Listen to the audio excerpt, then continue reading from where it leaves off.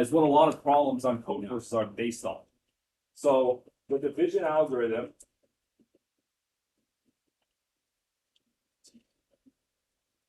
basically states that any number, let's say the number is A, it can be represented as B times a quotient plus a remainder. And that's just the way that they always write it. It's just like the notation. And what this means is that this number A, let's say number A is 10. Let's take, and B is another number. B is 3 in this case. We can write A in terms of B and then add a remainder. This is something we learned like in basic, I don't know, 3rd, 4th grade math. But then we can take it and use it in a lot of programming problems when we understand the algorithm behind it.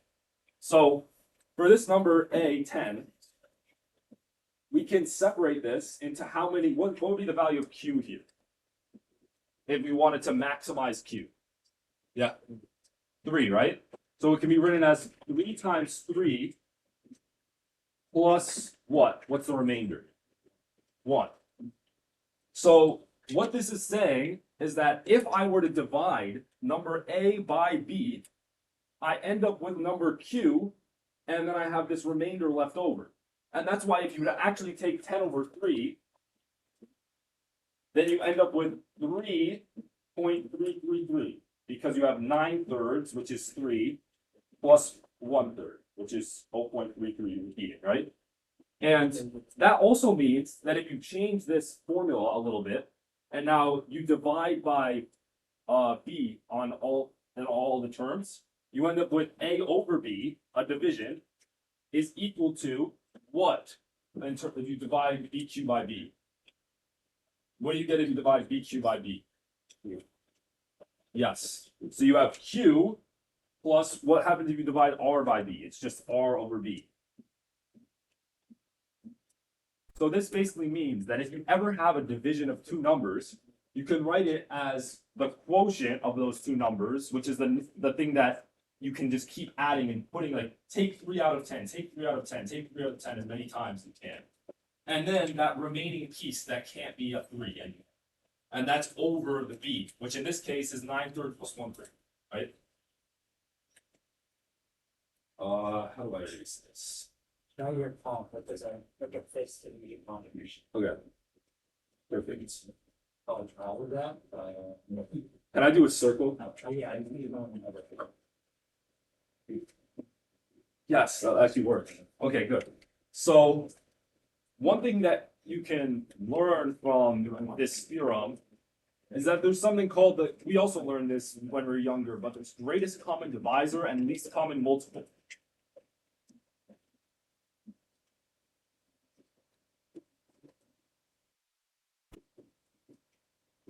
And there's also least common multiple. The greatest common divisor of a number A, of A and B, so two numbers, you take two numbers and you try to find the greatest common divisor, that's like the way that you would say it. That's the largest number that divides both A and B with 0 remainder. That basically means that it will be able to fit into both A and B. So is the largest number integer just means a whole number, n, such that A, in terms of coding, A modulo n equals 0, and B modulo n equals 0. So what this is saying is that we can know something about these two numbers by finding the greatest value that divides both of them. For example, let's take, I'm just gonna erase this section here. Did you cover mod with them? Yeah, let's actually, do you guys know what modulo is? Does anyone not know? You don't know what mod is?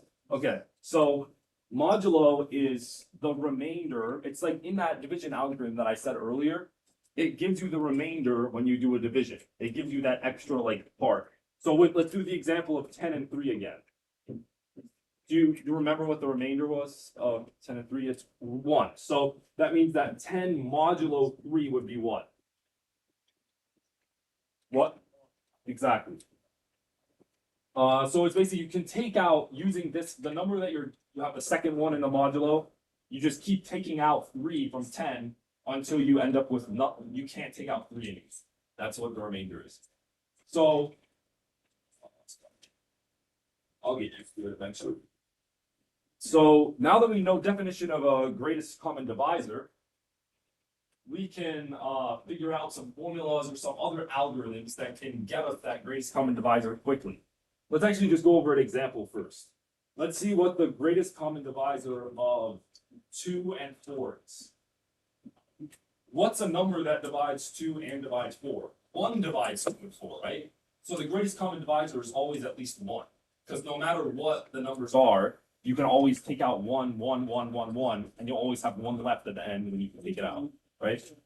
So in this case, 2 is the greatest common divisor. This is the largest number that you can take it out of both and have a remainder of 0, right? Then there are some examples where it gets more difficult. Here's one. Let's take the greatest common divisor of 7 and 81. You don't know immediately what the greatest common divisor of these two are. So one thing that you can do to help yourself is write it out as what's called prime factorization. And prime factorization means you can take these numbers which are prime, which means, if you guys don't know, prime numbers are numbers that don't have any divisors other than itself and 1. You can take the prime factorization and determine what factors make up that number. 7 is prime itself, so 7's prime factorization is what? If 7 is prime itself, it's just 7. Because if you were to have prime factors of 7, 7 is only 1. Now, so the prime factorization of 7 is 7, and the prime factorization of 81 can be broken down step by step. So first, what are some factors of 81? 9, right? So you have 9 times 9. Let's just start with 9 times 9. Or 9 is 9 prime. Does 9 have any divisors? No. What are the divisors of 9? Right? So now we can take 3 times 3 times 3 times 3. And it turns out that 81 is just 3 to the power of 4. And that's prime factorization. Now, knowing this, we know that the only number that can divide 81 is 3. The only number that can divide 81 is 3. 3 times itself, 3 squared, 3 to the power of 3, and 3 to the power of 4. So they're always multiples of 3, right? Because if you were to divide 81 by 27, that's the same thing as dividing 3 to the 4 by 3 to the 3. And you know that 3 to the 4 over 3 to the 3 cancels out. 4 minus 3 is 1. So basically, this is by writing the prime factorization, you can determine the GCD. And in this case, does anyone know what the GCD is? If these are the only factors, 3 to 4 and 7. What is it? 1, right? So that means our greatest common divisor is 1 in this case. There's a lot of more complicated algorithms that you can also prove related to this, but that's all I'm going to leave it at today. It's just an intro into some number theory. Let me know when you get ranked out.